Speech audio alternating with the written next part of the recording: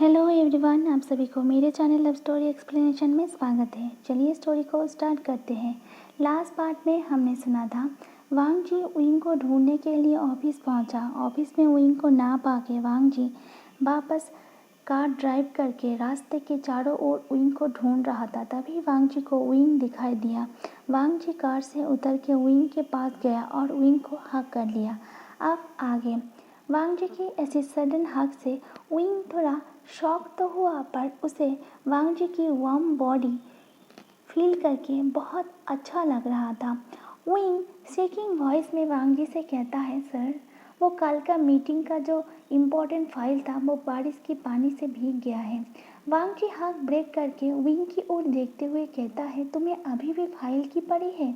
अपनी हालत तुम्हें नहीं दिखा? विंग वांग जी की बात सुन के वांग जी की ओर देखता है। उसे विश्वास नहीं हो रहा था ये वही लैंड वांग जी है जिसके बारे में उसके एम्प्लॉय उसे हार्टलेस, इमोशनललेस, मर्सीलेस कहता है। वांग जी विंग के हाथ से फाइल को ले लेता है और विंग के हाथ को पकड़ के उसे कार की ओर ले जाके कार में बिठा देता है और दूसरी तरफ जाके वांग जी कार का डोर ओपन करके बैठ जाता है और फाइल को पीछे के सीट में रख के विंग को टिश्यू देता है और कहता है, अपना कोट उतारो। विंग कोट उतार के वांग जी के हाथ से टिश्यू को लेके अपने फेस और हेयर के पानियों को पोंछने लगता है। वांग जी ड्राइव करने लगा और ड्राइव करते हुए विंग से पूछा, तुमने जब देखा कार नहीं आया तो तुम घर जाने के लिए कोई कैब बुक क्यों नहीं किया? विंग ने कहा, सर मेरे फ़ोन की बैटरी डेड हो गया था, इसीलिए मैं कार बुक नहीं कर पाया।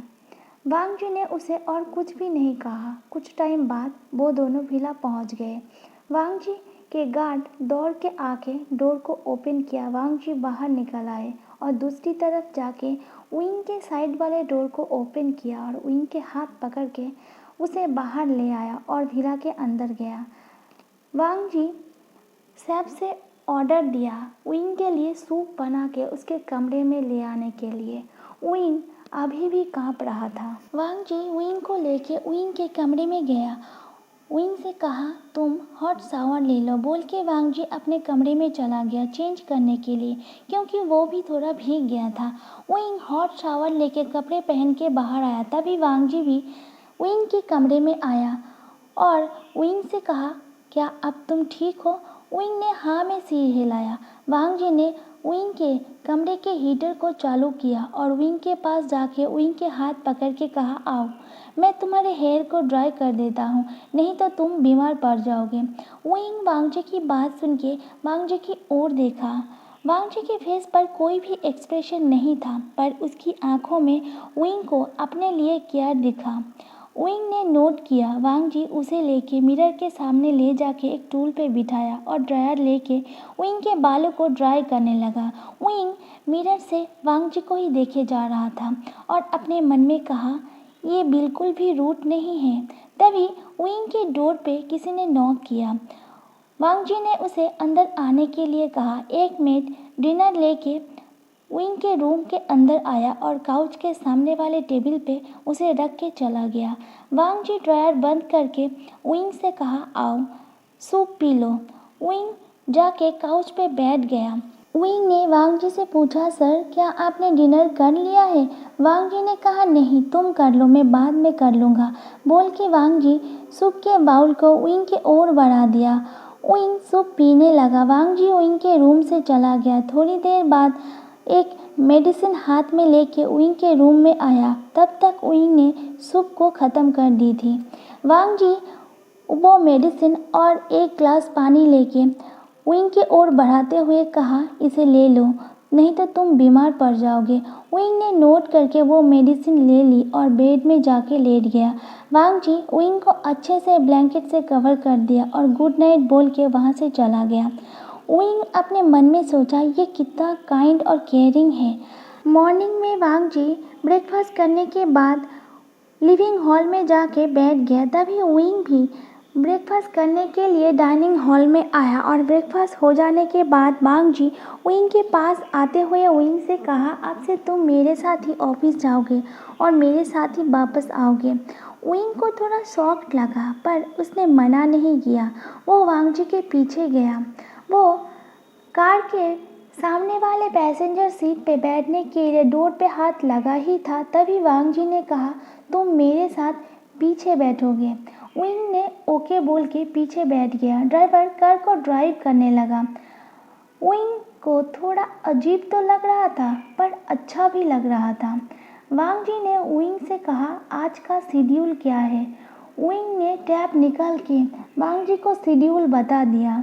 40 मिनट बाद वो दोनों ऑफिस पहुंच गए। विंग और वांग जी सीधा मीटिंग हॉल की ओर गया। पहले से ही क्रिस्टीना मीटिंग हॉल में मौजूद था। उन दोनों के जाते ही मीटिंग स्टार्ट हो गया।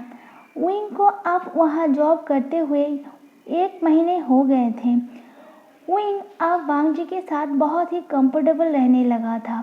ऑफिस में फीमेल एम्प्लॉय विंग के चार्मिंग लुक और फ्रेंडली नेचर से उसके ओर अट्रैक्ट होता था। उसे बात करने में बहुत इंटरेस्ट लेता था, पर विंग मेल हो या फीमेल हर किसी से कैजुअली बात करता था। उसके फेस पर हमेशा ही एक स्माइल बना रहता था। वांग जी को विंग के यूँ हर किसी से बात करना, स्माइल करना पसंद नहीं आता था। वो देख के उसे बहुत जलन होता था। एक दिन वांग जी अपने केबिन में बैठ के एक क्लाइंट के साथ मीटिंग कर रहा था और विंग उस केबिन के बाहर डोर पे खड़ा था। तभी 2 पर्सन उस केबिन के डोर के सामने आया और हाथ बढ़ाया डोर को ओपन करने के लिए। तो विंग उसे मना करते हुए कहा, सर आप कौन हैं।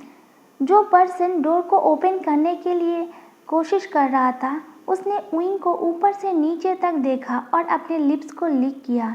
उसकी आंखों में विंग के लिए लस्ट दिख रहा था। जो दूसरा पर्सन था उसने भी विंग को देखा पर उसकी आंखों में विंग के लुक्स को देख के जेलसी था। फर्स्ट पर्सन ने विंग से कहा, मेरा छोड़ो, तुम अपना बताओ, तुम कौन हो। विंग को उस पर्सन से कुछ अच्छा वेब्स नहीं आ रहा था, फिर भी उसने खुद को इंट्रोड्यूस करते हुए कहा, सर मेरा नाम बेवुशियन है, मैं सीईओ के असिस्टेंट हूँ। उस पर्सन ने कहा, ओह इसका मतलब तुम नए हो। विंग ने कहा, हाँ मुझे ज्वाइन किए हुए 1 मंथ ही हुए हैं। उस पर्सन ने कहा, इसीलिए तुम मुझे और मेरे बॉस को नहीं जानते। विंग ने उन दोनों को देखा। उस पर्सन ने कहा, मैं सुसे और ये मेरे बॉस मेंग्याओ है, तुम्हारे बॉस लैन वांग जी के फियोंसे सुन के विंग को थोड़ा सरप्राइज लगा पर उसने कुछ भी नहीं कहा। सुसे ने कहा, हम दोनों 1.5 महीने के लिए बाहर गए थे, इसीलिए तुमने हम दोनों को नहीं देखा। विंग ने नोट किया। सुसे ने कहा, तो क्या तुम अब मेरे बॉस और मुझे अंदर जाने दोगे। विंग ने उन दोनों को बाहर लगा हुआ चेयर को दिखाते हुए कहा, सर आप अभी वहाँ वेट करें, अंदर बहुत इम्पोर्टेंट क्लाइंट के साथ सर का मीटिंग चल रहा है। मीटिंग ख़त्म होते ही आप अंदर जा सकते हैं। मेंग्याओ को विंग की बात सुन के बहुत ज़्यादा गुस्सा आया। मेंग्याओ दांत पीसते हुए विंग से कहता है, तुम्हारी इतनी हिम्मत, तुम मुझे अंदर जाने से रोक रहे हो, क्या तुम्हें अपनी जॉब नहीं चाहिए। विंग मेंग्याओ की बात सुन के थोड़ा नर्वस होते हुए मेंग्याओ से कहता है, सर आप मुझे गलत समझ रहे हैं, मैं बस थोड़ा वेट करने के लिए कह रहा हूँ। अगर आप मीटिंग के बीच में चले जाएंगे तो वो डिस्टर्ब हो सकते हैं और इसके लिए मुझे डांट खाना होगा। अंदर मीटिंग ख़त्म हो गया था। वांग जी क्लाइंट का जाने का वेट कर रहा था। वांग जी को बाहर की शोर सुनाई दे रहा था। क्लाइंट के जाते ही वांग जी तुरंत अंदर से बाहर आया। मेंग्याओ वांग जी को देखते ही विंग को दिखाने के लिए वांग जी के गले लग गया। मेंग्याओ को गले लगते हुए देख के विंग ने तुरंत अपने सिर को झुका लिया। मेंग्याओ ने वांग जी से कहा, मैंने तुम्हें बहुत मिस किया वांग जी। वांग जी खुद से मेंग्याओ को अलग करते हुए पूछा, यहाँ इतना शोर क्यों हो रहा था। विंग कुछ कहता उससे पहले ही मेंग्याओ ने कहा, तुम्हारा ये नया असिस्टेंट मुझे अंदर जाने से रोक रहा था। वांग जी ने विंग की ओर देखा। विंग को सर झुका के खड़े रहते देख के वांग जी ने कहा, मैं मीटिंग में बिजी था और कोई मुझे डिस्टर्ब ना करे ये देखना इसका ड्यूटी है। वांग जी को विंग के फेवर में बोलते हुए देख के मेंग्याओ को विंग के ऊपर अब और भी ज़्यादा गुस्सा आ रहा था, पर वो अपने फेस पर वो नहीं दिखाते हुए एक फेक स्माइल लेके वांग जी से कहता है, अब छोड़ो भी, अंदर चलो, मैंने तुम्हारे लिए बहुत सारे शॉपिंग की है। बोल के मेंग्या वांग जी के हाथ पकड़ के केबिन के अंदर ले गया। उसके पीछे सूसे भी केबिन के अंदर आया। उइंग वहाँ से अपने केबिन की ओर चला गया। तभी शिनचैन उइंग के केबिन में आया। शिनचैन उइंग की फेस देख के उसे पूछता है, क्या हुआ है? उइंग कुछ कहता उससे पहले ही वांग जी का कॉल आया। उइंग वांग जी के कॉल को रिसीव कर लेता है। वांग जी ने उइंग से कहा, 3 कॉफ़ी लेके मेरे केबिन में आओ। उइंग ने कॉल को कट करके शिनचैन की ओर देखते हुए कहा, तुम मेरा यहीं पर वेट करो, मैं कॉफ़ी देके आता हूँ। बोल के उइंग 3 कप कॉफ़ी लेके वांग जी के केबिन में गया और डेस्क के ऊपर रख दिया। वो बाहर आ गया। सुसे की नज़र बस उइंग के ऊपर ही था। उइंग अपने केबिन में आके चेयर पे बैठ गया। शिनचैन ने कहा, अब बोलो भी। उइंग ने शिनचैन से सब कुछ कह दिया। शिनचैन सब सुनने के बाद उइंग से कहा, 1.5 महीने से वो ऑफिस नहीं आ रहे थे, इसीलिए ऑफिस में शांति था, नहीं तो हर वीक 2 से 3 बार यहाँ विजिट करता था। और वो जो मेंग्याओ है ना, वो हमेशा ही हर एम्प्लॉय के ऊपर अपना रौब झाड़ता रहता है, जैसे वो खुद ही इस कंपनी का ओनर हो। मुझे तो ये समझ में नहीं आता सर को उस मेंग्याओ में दिखा क्या, जो 2 साल पहले अपने से 3 साल बड़े मेंग्याओ से एंगेजमेंट कर ली। उससे भी बड़ी बात, उस मेंग्याओ का जो असिस्टेंट है ना, सुसे, उसे तो बस मौका चाहिए, मेल हो या फीमेल, किसी को नहीं छोड़ता। फिर शिनचैन उइंग की हाथ पकड़ के उसे प्यार से कहता है, उइंग तुम हमेशा उन दोनों से दूर रहना। उइंग ने नोट किया। लंच का टाइम हो गया था। उइंग 2 प्लेट लेके वांग जी के केबिन के डोर पे नॉक किया। वांग जी ने उइंग को अंदर आने के लिए कहा। उइंग अंदर जाके देखा मेंग्याओ और सुसे अब भी अंदर मौजूद है। तभी ड्राइवर भी लंच बॉक्स लेके वांग जी के केबिन के डोर पे नॉक किया। वांग जी ने उसे भी अंदर बुलाया। ड्राइवर लंच बॉक्स काउच के सामने वाले टेबल पे रख के चला गया। उइंग लंच बॉक्स ओपन करके प्लेट में फूड सर्व करने लगा। सर्व करने के बाद उइंग वांग जी की ओर देखा। मेंग्याओ को लगा शायद एक प्लेट उसके लिए है, इसीलिए वो वांग जी से कहता है, वांग जी क्या तुम चाहते हो मैं भी तुम्हारे साथ लंच करूं? वांग जी मेंग्याओ की बात सुन के कहता है, नहीं, पर अगर तुम चाहो तो तुम कर सकते हो। मेंग्याओ ने कहा, वांग जी क्या तुम मजाक कर रहे हो मेरे साथ? वांग जी ने कहा, तुम्हें इन 2 सालों में मेरे नेचर के बारे में पता नहीं चला कि मैं कभी किसी के साथ मजाक नहीं करता? मेंग्याओ ने कहा, अच्छा तो वो दोनों प्लेट किसके लिए हैं? वांग जी ने कहा, एक मेरे लिए और दूसरा बेहुसैन के लिए। मेंग्याओ वांग जी की बात सुन के बहुत गुस्से से उबलने लगा, पर फेस पर एक फेक स्माइल दिखाते हुए कहा, ओह तो ये भी तुम्हारे साथ लंच करता है? वांग जी ने कहा, यस। मेंग्याओ वांग जी से कहता है, ओके तो मैं चलता हूँ, बाद में मिलेंगे। वांग जी ने नोट किया। मेंग्याओ अपनी चेयर से उठते हुए अपने मन में कहा, वांग जी ने तो पहले कभी अपने पुराने असिस्टेंट के साथ लंच नहीं किया, पर इसके साथ कर रहा है। इसका मतलब इसका कम एज और लुक देख के वांग जी इसके ओर अट्रैक्ट हुआ है। अब मुझे कुछ करना होगा ताकि ये वांग जी से दूर हो जाए और मेरे रास्ते में ना आए। मेंग्याओ ने सुशे की ओर देखा। सुशे की नज़र तो बस उइंग के ऊपर टिका हुआ था। सुशे की नज़र को देखते ही मेंग्याओ को समझ में आ गया सुशे के मन में क्या चल रहा है। फिर वो दोनों वहाँ से चले गए। नेक्स्ट डे शिनचैन उइंग के पास आया। उइंग से कहा, उइंग मैं आज नाइट में चाइना जा रहा हूँ 1 वीक के लिए, मेरी कज़न की शादी है, क्या तुम्हें वहाँ से कुछ चाहिए? उइंग स्माइल करके कहता है, कुछ भी नहीं चाहिए, बस तुम एंजॉय करना। 4 दिन बाद वांग जी किसी प्रोजेक्ट में बहुत बिजी था। बार बार उइंग को अलग अलग फाइल लाने का ऑर्डर दे रहा था। उइंग भी वांग जी के हर ऑर्डर को फॉलो कर रहा था। वांग जी ने उइंग से कहा, 28 फ्लोर में जाओ, वहाँ लेफ्ट में एक स्टोर रूम है। उस स्टोर रूम में बहुत सारे बुक सेल्स हैं। हर सेल में ईयर लिखा हुआ है। जहाँ 2018 to 19 लिखा है, वहाँ पीजी लिखा हुआ एक फाइल है, उसे ले आओ। उइंग नोट करके चला गया। उसने देखा स्टोर रूम उस फ्लोर के हाफ से भी ज़्यादा जगह कवर कर रखा है। उइंग ने बहुत ढूंढा पर उसे नहीं मिला, इसीलिए उसने सोचा अगर मैं किसी और को भी अपने साथ ले आऊँ तो मेरा काम आसान हो जाएगा। यही सोच के वो 26 फ्लोर में आया। मेंग्याओ और सुशे वांग जी के ऑफिस में आया था।